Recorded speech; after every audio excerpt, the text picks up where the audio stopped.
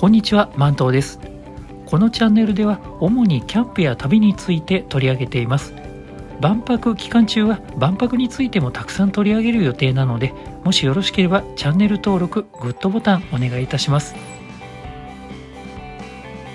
この日は5月の5日、子どもの日で入場予約も11時からしか取れなかったので、もうすでに時間は10時半を過ぎています。バスの状況はというと、もうこの時間帯になるとほとんど人は並んでいない状態です。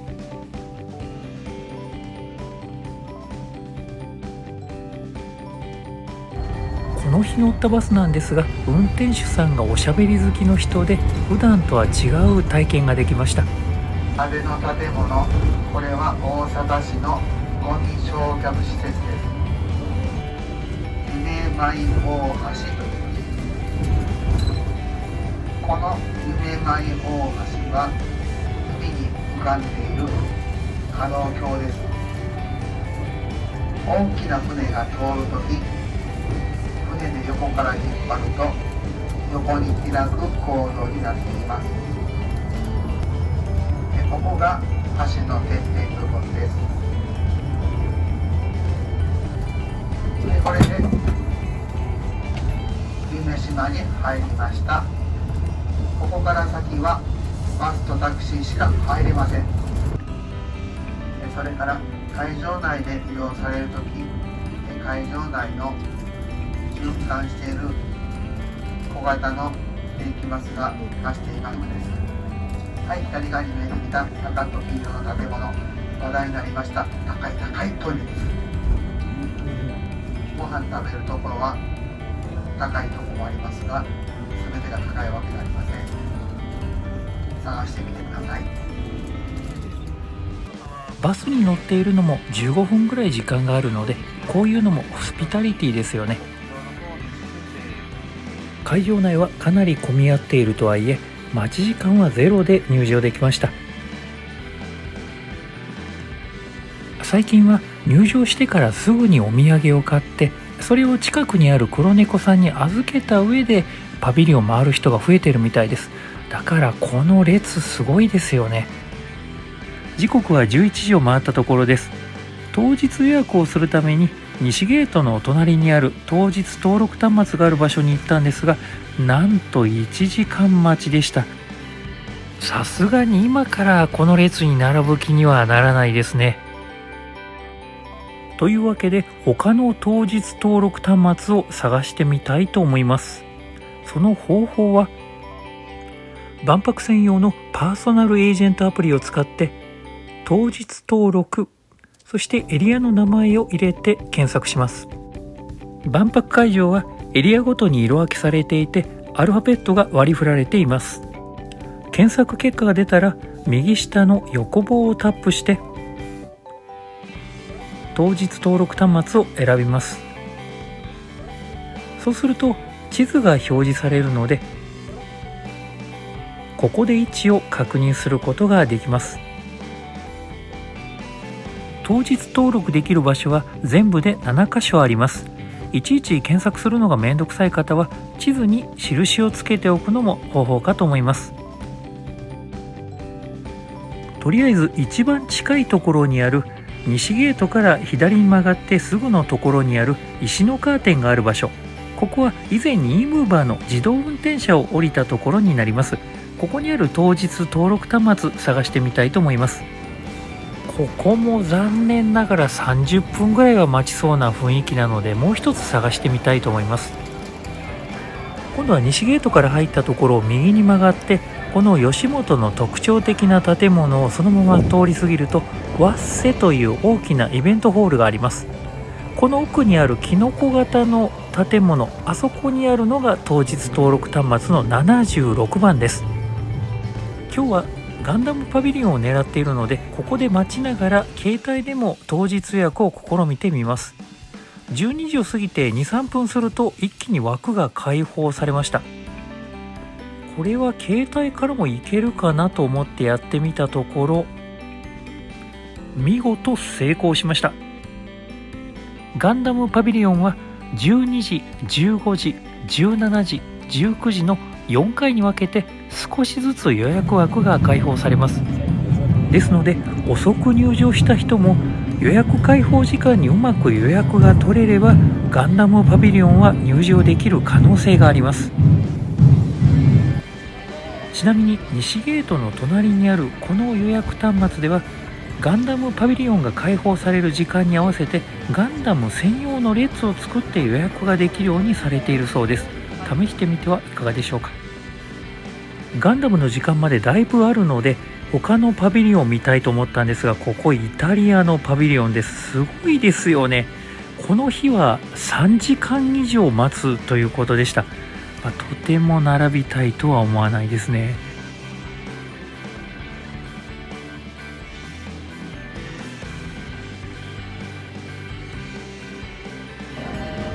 イタリアパビリオンはとても無理なので、出来たてほやほやのバーラとインドのパビリオンに入ってみたいと思います。最近になって僕気づいたんですけど、ドラクエ3のバハラタっていうのはこのバーラトから来てるみたいですね。これはちょっとした発見でした。予約制ではなかったので先着順で入ることができました。入り口にあるこの車輪はコナーラクにあるスーリア寺院の車輪を模したものだそうです。だいたい並んでから10分程度で入ることができました。割と回転は早いみたいですね。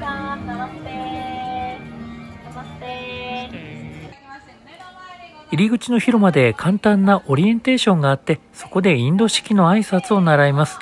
あとは自由に見る形式でした。インドの文化遺産や最新のテクノロジー、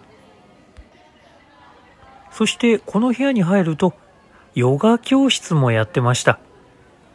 それからこの鉄道、これは去年僕インドに行ったんですけど、この列車乗った覚えがあります。そして宇宙開発、伝統工芸品なども紹介されていました。あの広いインドのすべてを紹介するっていうのは、そりゃ確かに難しいですよね。このパビリオンの出入り口には菩提樹の模型が飾ってあります。その下にある短冊はお釈迦様の言葉が書かれているみたいです。去年インドに行った時にこの菩提樹の葉っぱで一悶着あったんですよね。まあそれはともかく、この木自体はインドと世界との調和を表しているみたいです。このパビリオンの最後はインド料理のテイクアウトになっていました。結構みんな頼んでましたね。サモサとかマサラチャイとか、それからイドリはなかなかないんじゃないかな。インド間の感想です。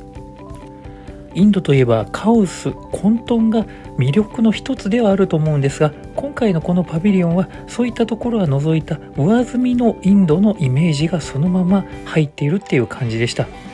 予想通りのイメージなんで、薄く広く可もなく不可もなくという感じでした。だから驚きはそれほどなかったかもしれません。菩提樹にブッダの言葉を入れているところを見ると、ちょっと日本人向けに配慮して作っているのかなという感じもしました。ゴテゴテのですね、デジタルにまみれたパビリオンじゃないので、そういうところは安心して見ることができました。インド間でマサラチャイとサモサを買ったんで、ここでちょっと一息入れたいと思います。サモサはちょっと冷めてました。マサラチャイは美味しかったです。向こうにあるインドネシア館ではまた何か伝統芸能みたいなのをやってます。インドネシアの人って本当に人を喜ばせるのが好きなのかもしれないですね。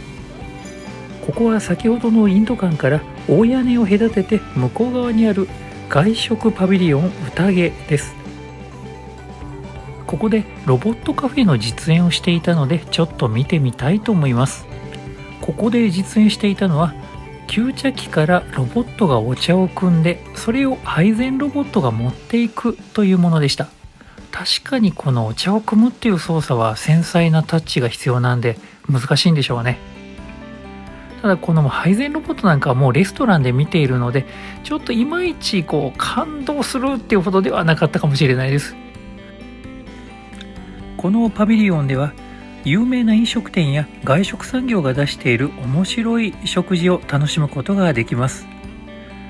ここ伊藤ハムなんですけど、ソイミートで作ったハンバーガー、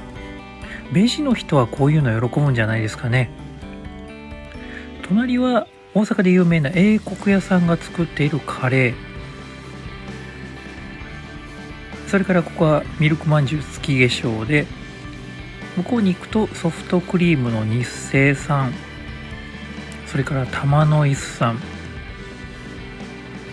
その隣にあるお店ですけど、おにぎりワウって書いてあって、これどこの企業なんだろうと思ったら、象印がやっているおにぎりのお店みたいです。これご飯多分めっちゃ美味しいんじゃないですかね。でその隣がラカントと書いてあるんですけど、これヤシの実洗剤で有名な皿屋さんが作った甘味料だそうです。お昼ご飯に英国屋さんのカレーを買いました。この子はこの宴のパビリオンのキャラクターフッピーくんというそうです。この日の入場者数は12万人を記録したそうなんですけど、お昼時になるとさすがに座るところがないです。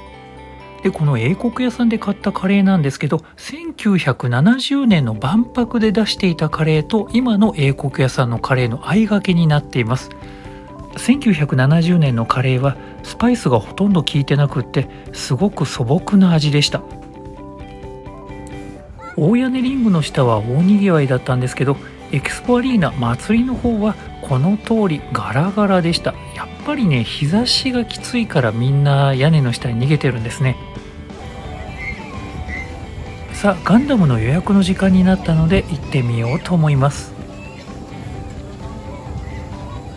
この日の気温は22度でそこまで暑くはなかったんですが、日差しがめちゃくちゃ強いのでパビリオンの人が日傘を貸してくれてました。このパビリオンは没入型のパビリオンになるので、自分のシチュエーションを理解していた方がより楽しめます。で入館した時にパンフレットを渡されるんですけども、ここに、シチュエーションが書いてあるので、これを理解しておく方がより楽しめると思います。お話の内容としては、西暦2120年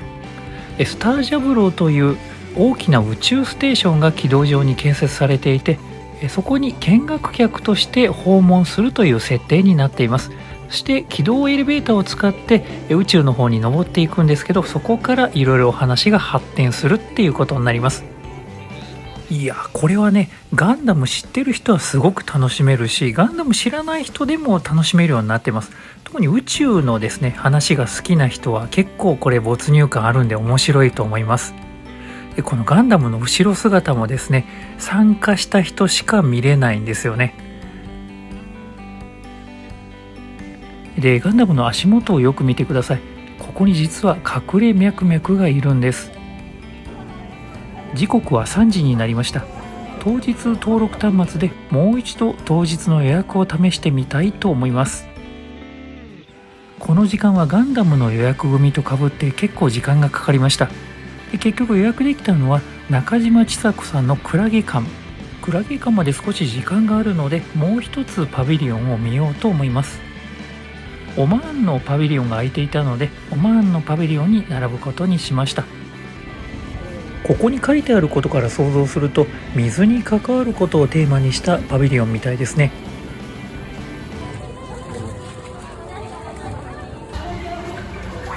建物に入る前の通路には古事成語やことわざのようなものが書かれていて、水や大地に関わるような言葉が書かれているみたいです。アラビア語はちょっと何書いてるかわからないんですけど、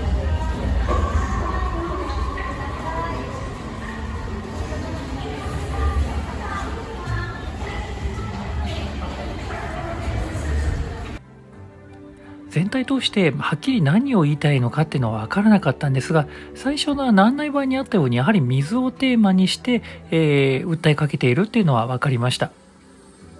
このプロジェクションマッピングなんかは多分水たまりが川になって、そして大海になるっていうのを表してるんでしょうね。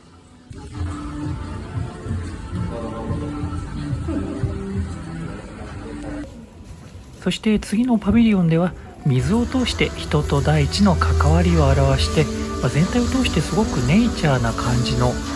パビリオンに感じました。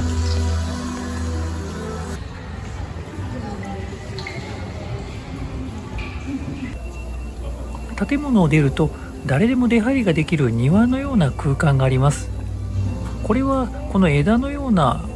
装置からバブルが出るというものらしいですけど、今見たところは出てなかったです。そしてオアシスのようなものが表現されてたり、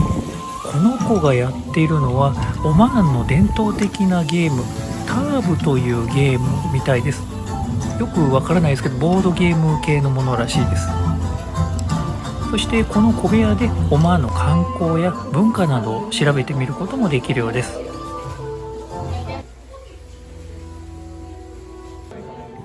お土産コーナーはこんな感じでした。結構高級そうなものが並んでますよね。これキャンディーみたいです。これは売り物じゃないと思うんですけど、こういった名産品みたいなものもたくさん飾ってありました。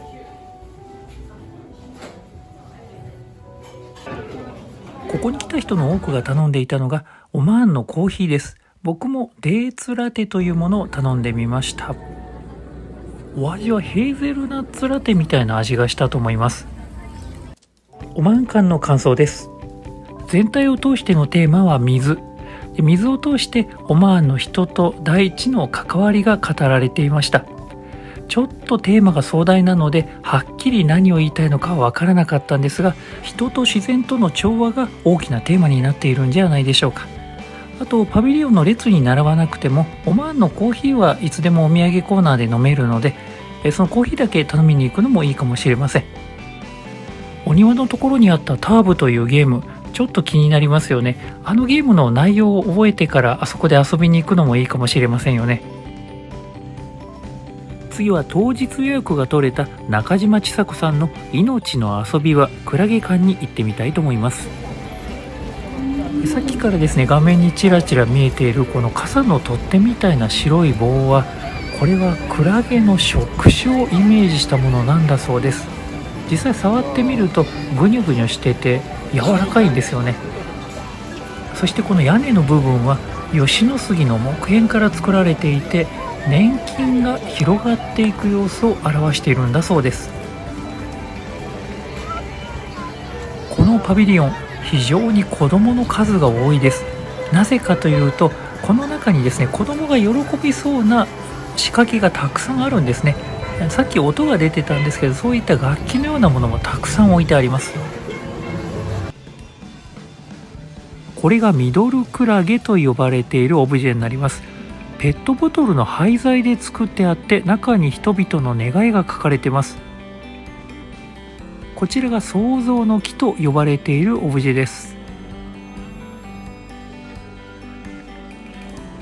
この木の根っこの方にもですね、人々のいろんな願いが書かれてます。この木からぶら下がっている短冊のようなものは小クラゲと呼ばれているもので、それぞれ短冊ごとにお題があって、お題に対してどう自分がするのかということを書いていくもののようです。ここにお手本がありますね。このクラゲだと、この先の人生をかけて探求したいテーマはという題みたいですね。難しいな。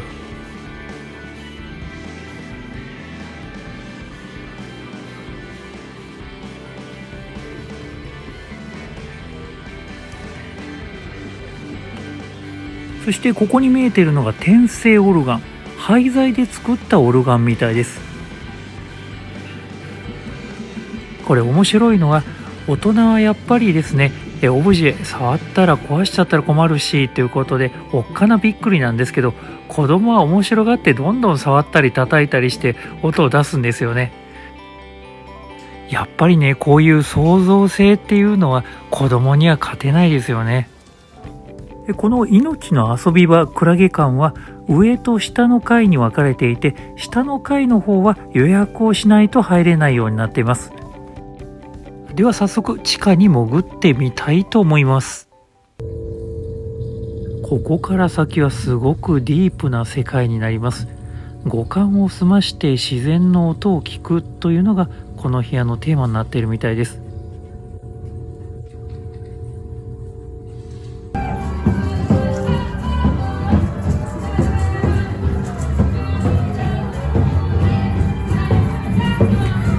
もう一つ部屋ではですね、自分を解放するという体験をするようになります。なかなか自分の殻を破るのは難しいんですけど、これはこれで結構面白いですよ。命の遊び場クラゲ館の感想です。きっとこのパビリオンでは子供の方が先輩になるんじゃないかと思います。自分の創造性を感じたり創造性を楽しんだりできるのはやっぱり子供の方が上だと思います。大人のしがらみでやっぱり自分の殻を持ってしまうんですけど、それを捨てることでいろんな創造性を楽しむことができるっていうのがこのパビリオンじゃないでしょうか。と下の階に行く予約制のものに関しても、生き物としての自分を感じて五感を通していろんなことを感じたり、自分の殻を破って創造性を出したりするっていうのはすごく楽しい体験だと思います。この日は昼が暑かったんでこの仕掛け大人気でした。時刻は夕方になってきて予約しているパビリオンももうないのでどうしようかなというところですけど、前回行ってみてすごく良かったハンガリーのパビリオン、もう一度行ってみました。内容は同じなので今回は紹介しないんですけど、本当に2回目も良かったです。ここは紅茶とスコーン騒動に有名になった英国館です。そろそろ英国館も行ってみたいですね。これなんかすごいおしゃれですよね。ここはヌルヌルです。もう予約が取れないってことで有名ですよね。このヌルヌルや先ほどのクラゲ館などはシグネチャーパビリオンと呼ばれていて、8人のプロデューサーがそれぞれ命の輝きプロジェクトというテーマに沿ってパビリオンを作っているそうなんです。ちなみにこのヌルヌルは命を磨く、先ほどのクラゲ館は命を高めるというのがテーマだそうです。まだ行っていないんですが、ここもシグネチャーパビリオンの一つです。ここのテーマは命を育むというのがテーマだそうです。パビリオンの前にあるこの大きな球体、金色に輝いているんですが、都市鉱山から出た金銀を集めて、それで金箔を作って貼ってあるんだそうです。すごいですよね。これ夜になるとですね、もっと綺麗なんですよね。シグネチャーパビリオンの一角にこのふわふわのドーナツみたいな球体があります。これは眉を表していて、人間が人という枠にとらわれている業を表しているそうなんです。ここから抜け出すことによって宇宙的な存在になれるという大きな話、なんだかエヴァンゲリオンの人類補完計画を思い出しちゃいますよね。ちなみに中にも入れるみたいです。次はルーマニア館に行ってみたいと思います。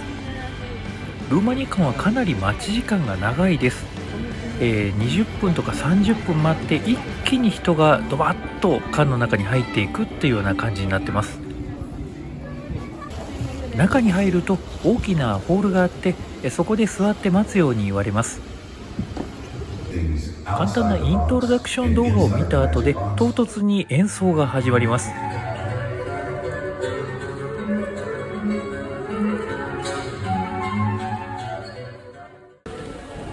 ほんの数分で演奏は終わって上の階に行くように促されて、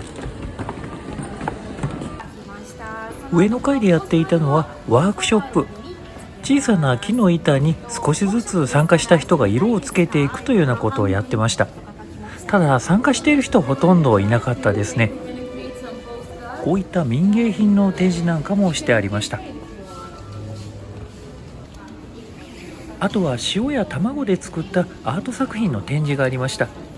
で、なんで2、30分っていうかなり長い待ち時間が発生するかっていうと、ワークショップに参加している人たちが終わる時間まで待っているからみたいなんですね。なるほどっていう感じでした。入った人のほとんどは数分でこの間を出ちゃうんで、残った人だけのために何十分も待たされるって考えると、もうちょっとなんか方法ないかなって思いますね。ルーマニア館の感想です。場合によってはかなりの長い待ち時間が発生する可能性があるので、そこまで待つパビリオンかなとは思います。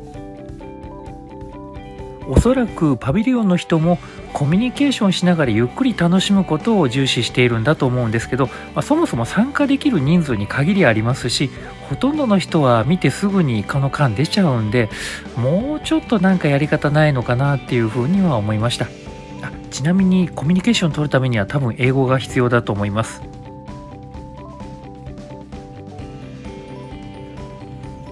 時刻は7時を回って真っ暗になってきました。この時間になると早々に帰る人も出てきたり、それから噴水のショーに向かう人がかなり出てくるので、噴水ショーが行われる近くのパビリオンは結構この間狙い目になります。ぬるぬるは夜になるとますます怪しげな感じが増してきます。北欧館ノルディックサークルがかなり空いていたので、入ってみることにしました。この北欧館、私たちが持っている北欧のイメージ通りの木造で作られた何か柔らかい感じのイメージの建物です。北欧館の中に入ると大きなホールの中に北欧の人々の生活の写真が飾られた大きなサークルがあります。これ紙のように見えますけど、実はくず米で作ったシートなんだそうです。人と自然が調和した持続可能な社会を作るための取り組みがこのパビリオンのテーマとなっているみたいです。そして帰りにはですね、お水が1本もらえます。北欧からわざわざ汲んできた水かなと思ったら海洋深層水で作っているのは長野の会社みたいでした。北欧館といえばやはりお土産だと思うんですが、お土産はもう期待が裏切らない可愛いものがたくさん置いてあります。でこれは別にパビリオンに入らなくてもこのお買い物だけはできるみたいなんで、かなりの人がここに立ち寄ってました。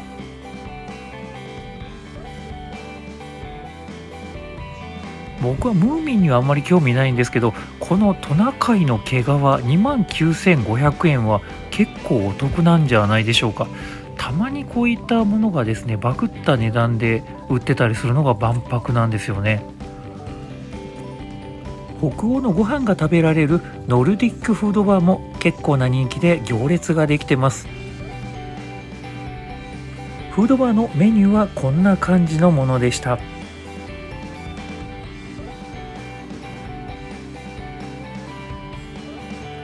北欧館の感想です。北欧館、時間によってはめちゃくちゃ人が並んでるんで、こういった噴水の時間を狙っていくのがいいんじゃないかと思います。中身はですね、持続可能な社会への取り組みという、もうこの動画では散々取り上げているテーマなんで、もうですね、あまり僕も興味惹かれませんでした。お土産コーナーは可愛いお土産たくさんあるんで、お土産だけ見たりご飯だけ食べに行くんだったら全然いいんじゃないでしょうか。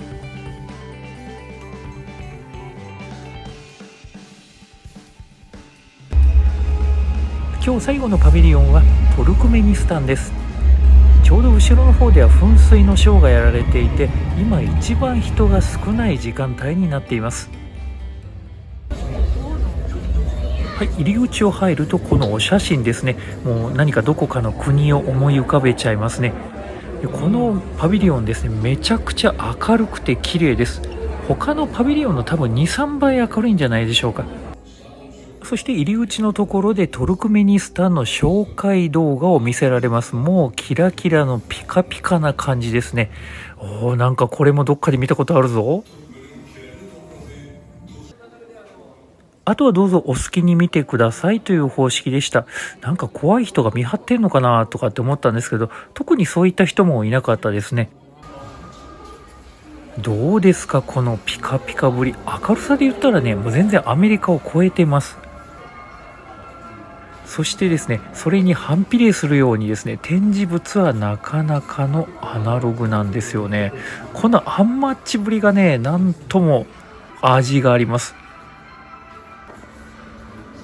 そしてこのデッキに出ると、外のリングから噴水のあたりが一望できるようになっています。結構な特等席ですよ、ここ。なんでしょうね、お手振り台ですかね、ここは。この無造作に置かれている絨毯も結構高いものだと思いますよ。この一番上の階がこのようにラウンジになっていて、飲み物や食べ物を楽しめるようになっているようです。残念ながら僕が行った時は何ももう出てませんでした。メニューはこんな感じでした。そしてこの3階のレストランからの景色見てくださいよ。これもう噴水が見れる特等席なんですよね。もし噴水の予約取れなかったらここから見たらいいんじゃないかなと思うぐらいですね。でね、噴水のショーが終わった瞬間にこの人出ですよ。一気にこの辺りに人がなだれ込んでくるんで、さっきの北欧館とかこのトルクメニスタンもそうですけど、もう一気にいっぱいになっちゃいます。トルクメニスタン館の感想です。普段私たち日本人がまず行けない国に招待されたような感じで、なんだかちょっと気持ちいいです。パビリオンはすごく立派で明るくて綺麗です。展示物については何か昭和を感じるようなものもあって、そのギャップが面白いです。隣の北欧館の意識高い系とは全く逆方向行く面白さなんで、これを続けてみると結構面白いかもしれません。あと3階のレストランのところからですね、この噴水のショーを眺めることができればすごくいいかもしれませんね。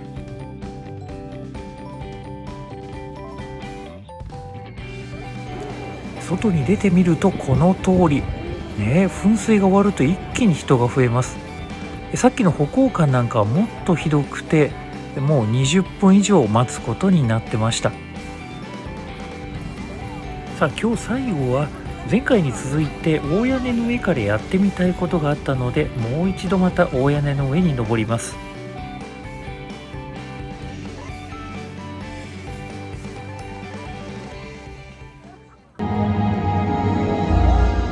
前回見た時は風が強かったんで屋根の上からうまく見れないのかなと思って、再び今日風がない日に見てみました。プロジェクションマッピングは前回よりまともに見れたんですが、やっぱり音は流れてしまって何を言っているかはあまりわからなかったです。